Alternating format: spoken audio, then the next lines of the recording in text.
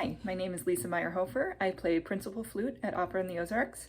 During the year, I'm also assistant principal flute and piccolo with the Omaha Symphony and principal flute of the Des Moines Symphony. Today, I'm going to be showing you some tips for working on your all-state music for this year, and I hope this helps you when you're practicing. Enjoy! In this video, I'm going to be talking about the Bach etude that's in F minor. It's marked Gigue, which is the type of dance. It's on page 40 in your book. So for this one, you're going to need a lot of slow, careful practice and a lot of patience, but it can be really rewarding once you get through it all. Practice it without the grace notes, practice it without the slurs and do everything tongued, or practice everything slurred. There's a lot of different ways you can do this to, one, keep it interesting, and two, keep it so that you're learning in all the ways you possibly can, and you really get it glued into your muscle memory and your brain. I'll show you some patterns that you can find, and maybe this will help you along the way with learning all the notes. Measure 21 through 23. The regular notes change, yes, but the grace note's always the same, so you don't have to think so much about the grace note. The inverse of that is measure 25 through 28. All the normal pitches, the 16 notes, are the same from measure to measure, but the grace notes change. Same kind of thing happens in measures 61 through 64. The pitches on the 16ths are all the same, measure to measure, the grace notes change.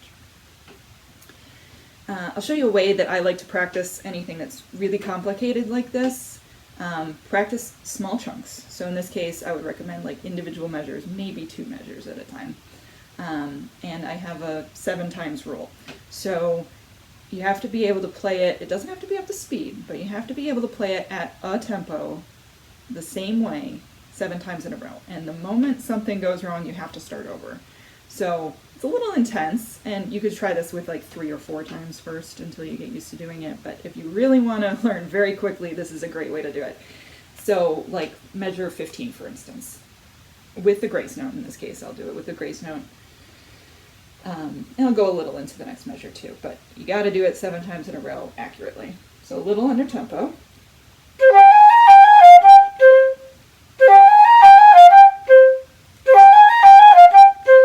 And you might find that once you get closer to 7, you're naturally starting to play it just a little faster. That's good. That means it's getting ingrained into your fingers. Try not to go too fast because you might crash, but the next day when you try it again, if you play through it, it might just pop up into your fingers again, or it'll at least be a little bit better, and then you can keep trying this until it's a piece of cake. And you can do this with any spots in the etude that are just really nagging at you. Throughout this etude, really plan out where you're going to use your B flat thumb key. If you're not used to using it, I definitely recommend it in a lot of spots in here. It's going to make your life a lot easier. I'm going to show you the notation that I use to mark when I want to use the thumb key and when I want to take it off. It's just brackets. So in between these brackets, you'd be using your thumb key. So you'd use this to put it on and this to take it off. I've seen other people use different notations. Sometimes it's like a closed hole and an open hole, or on and off, or you could write whatever. Just put something in your music to remind you, and that way you're practicing using it specifically, and you're not kind of winging it. Really lean on all the accent marks that are in this etude. It'll help you stay grounded and you don't panic or rush, especially when you get after the repeat sign. You can calm down a little bit. That'll keep you steady before you go into the rest of the etude. Keep a nice, clean, crisp staccato. That'll help keep you grounded as well, and it'll make sure that there's a clear difference between the staccato and the slurs when all this crazy finger work's going on. The whole etude is very dance-like. It is a dance form, dance style. So once you get this, it can be really, really fun. And as far as tempo, 69 is a pretty comfortable tempo. It might be a little fast, but try to stick in the mid-60s for your tempo as you work on this, and have fun with it. It can be really fun.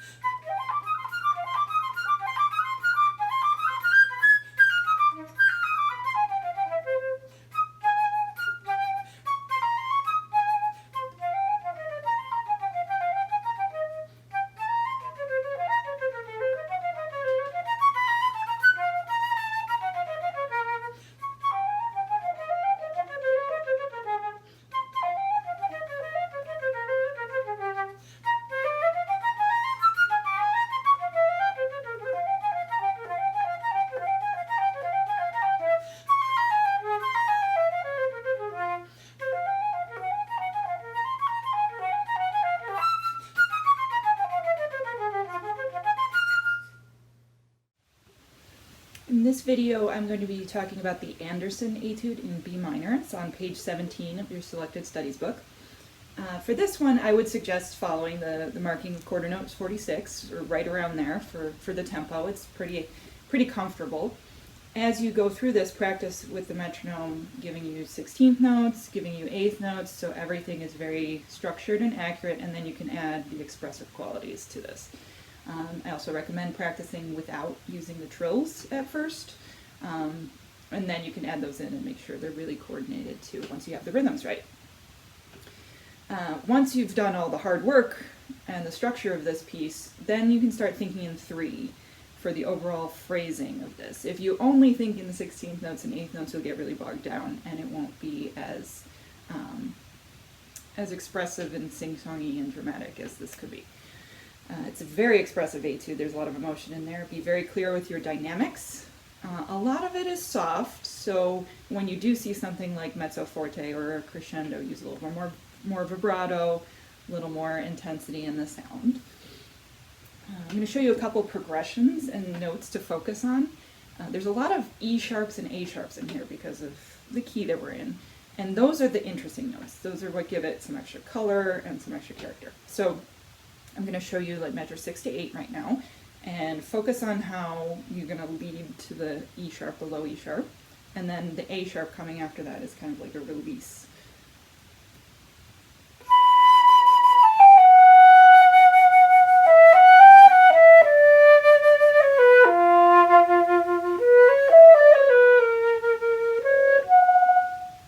So you might notice that for the low E sharp, not only was it louder than the A sharp, but it was a little more rich, warmer, deeper sound. So you can use colors like that, not just vibrato, to help. And then by the time we got to the A sharp, it was lighter and a little airier. Let's see. So this whole piece kind of wanders in and out. It's hard to find exactly where you're going, but eventually it does happen. So I'm going to show you from measure 29 to 33 where it kind of returns to the opening theme. So it meanders a bunch, and then eventually you get to that B again, and it's very satisfying.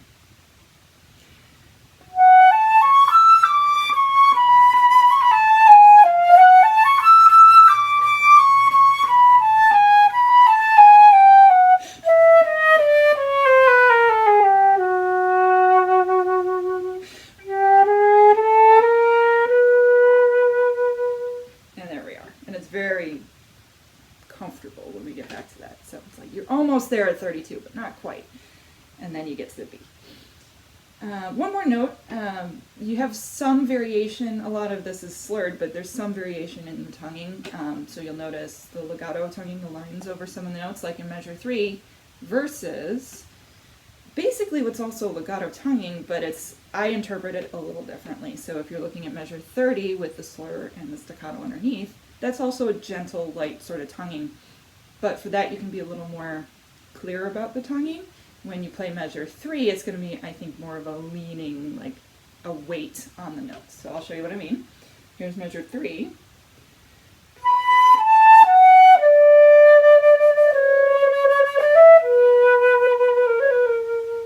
So it's like, it's heavier and there's more meaning in that note.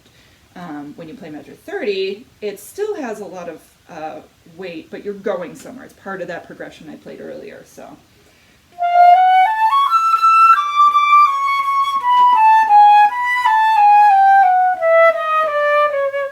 it's still a legato tongue, but it's not as placed, so to speak.